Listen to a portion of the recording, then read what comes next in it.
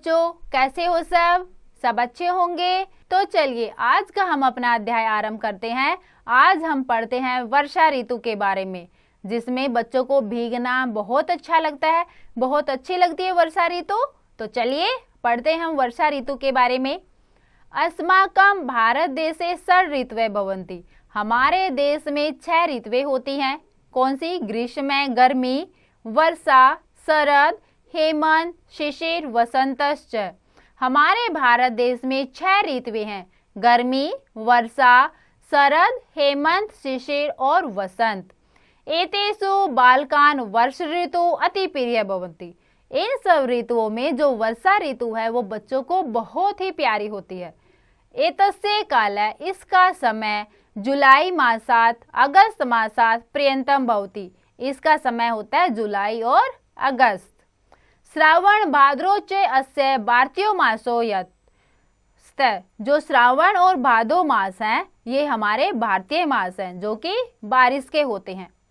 ग्रीष्मस्य तापेन संतपा पृथ्वी वर्षाणाम आगमनेन शीतला शांता च भवति।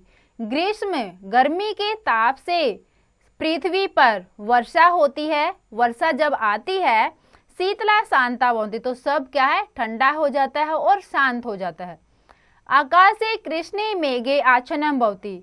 आकाश में काले काले बादल आते हैं और बारिश करते हैं। गर्मी से हम परेशान हो जाते हैं, बहुत गर्मी होती है। उसके बाद जब बारिश आती है तो हम सबको बहुत अच्छा लगता है कि गर्मी से हमें थोड़ी सी राहत मिली है। मेघेषु विद्युत प्रकाशित। बादल बिजली के रूप में चमकते हैं। मेघा गर्जन्ति, बादल गरजते हैं। वृष्ट जले नद्य तडागः कूपाश्च पूरिता भवन्ति। वृष्ट जलेन, बारिश का पानी नदियों में, तालाबों में और कुओं में गिरता है तो वो भर जाते हैं। पृथ्वा हरित्रे घासे आच्छादिता भवति। जो पृथ्वी है, जो हमारी धरती है, वो हरी हरी घास से ढक जाती है। हरी हरी घास उग जाती है और पृथ्वी हमारी, उससे ऐसा लगता है कि हमारी धरती हरी घास से ढक गई है। वृक्षेषु लतासु च नवीनानि पत्राणि आगच्छन्ति। पेड़ों और बेलों पर नए नए पत्ते आ जाते हैं। प्रकृते शोभना नारीव शोभते। प्रकृति की शोभा ऐसी दिखाई देती है जैसे कि किसी नारी की शोभा दिखाई दे।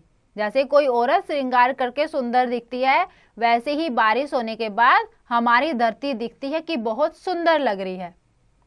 मयूरा मेघान दृष्ट्वा नृत्यन्ति। जो मोर है वो बादलों को देखकर नाचते हैं।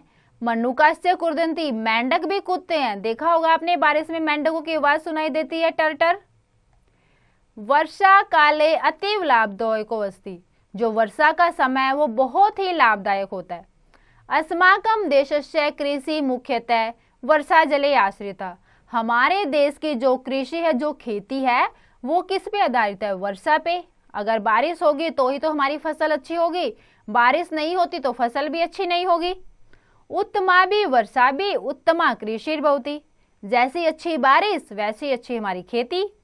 अस्मिन् ऋतु श्री कृष्ण जन्माष्टमी, रक्षाबंधन, स्वतंत्रता दिवस उत्सव आयोजिता भवन्ति।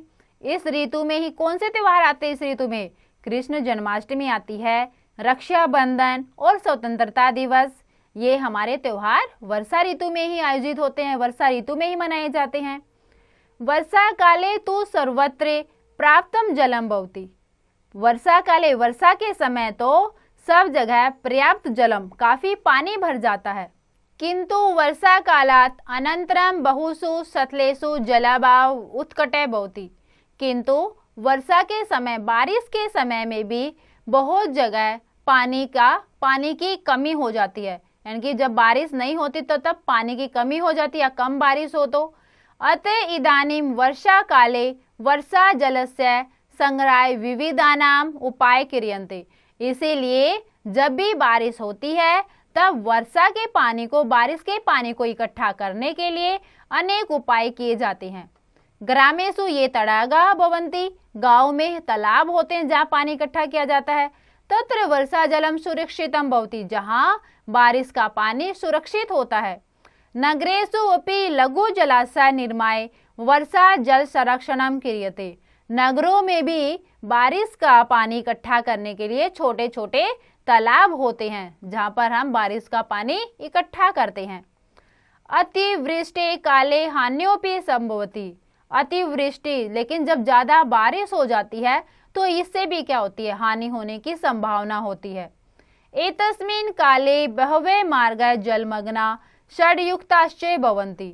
एतस्मिन् काले, इस समय, बहवो मार्गा जलमग्ना, बहुत सारे रास्ते जल में मगन हो जाते हैं, इनकी जल में, पानी में डूब जाते हैं। अतिवृष्टि कारणेन अनेकासु नदीसु जल वृद्धि भवति। ज्यादा बारिश के कारण अनेक नदियों में पानी बहुत ज्यादा होता है, नदियां पानी से भर जाती हैं।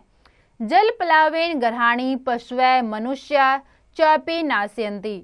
जल प्लावेन, जल के बढ़ने के कारण, या जब बाढ़ आ जाती है, तब बाढ़ आ जाती है तो क्या है, मनुष्य और पशु नष्ट भी हो जाते हैं। अनेका रोगा अपि उद्भवन्ति। अनेक रोग उत्पन्न होते हैं, जब बाढ़ आ जाती है वहाँ पे बहुत सारे पशु भी, पक्षी भी और मनुष्य भी मर जाते हैं। उसके बाद क्या है, वहाँ पर बहुत सारी बीमारियां फैल जाती हैं। पर जलम बिना जीवनम नेव चलती। लेकिन क्या करें, पानी के बिना तो हमारा जीवन नहीं चलता है।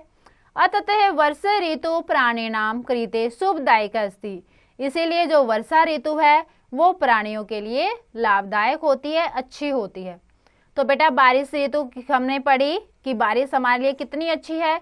बारिश में बच्चे कितना आनंद उठाते हैं, कितनी अच्छी लगती है। जब हम गर्मी से दुखी हो जाते हो, जब बारिश आती है तो हम सब बहुत खुश होते हैं। तो आपको ये अच्छा लगा होगा पाठ। एक बार और आप इसका अभ्यास अवश्य करें।